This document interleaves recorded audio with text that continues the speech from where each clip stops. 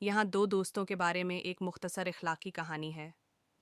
دو دوست اور ریچھر ایک دفعہ کا ذکر ہے کہ دو قریبی دوست اماں اور راوی جنگل سے گزر رہے تھے۔ انہوں نے ایک دوسرے سے وعدہ کیا کہ وہ ہمیشہ ساتھ رہیں گے اور مصیبت کے وقت ایک دوسرے کی مدد کریں گے۔ چلتے چلتے اچانک ایک بڑا ریچھ ان کے سامنے نمودار ہوا۔ ڈرتے ڈرتے اماں جلدی سے قریب کے درخت پر چڑھ گئی اور راوی کے بارے میں سوچے بغیر چھپ گئی۔ راوی، جو چڑھ نہیں سکتا تھا، پیچھے رہ گیا تھا۔ اسے یہ سن کر یاد آیا کہ ریچھ مردے پر حملہ نہیں کرتے، اس لیے وہ جلدی سے زمین پر لیٹ گیا اور مرنے کا بہانہ کرتے ہوئے سانس روک لیا۔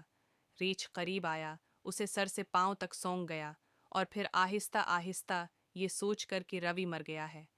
ریچھ کے جانے کے بعد اماں نیچے چڑھی اور طنزیہ انداز میں پوچھا، ریچھ نے تمہارے کان میں کیا سرگوشی کی؟ روی نے جواب دیا، اس نے مجھ سے کہا کہ کسی ایسے دوست پر بھروسہ نہ کرو جو تمہیں خطرے میں چھوڑ دیتا ہے۔ اخلاقی، سچا دوست وہ ہے جو مشکل وقت میں آپ کے ساتھ کھڑا ہو۔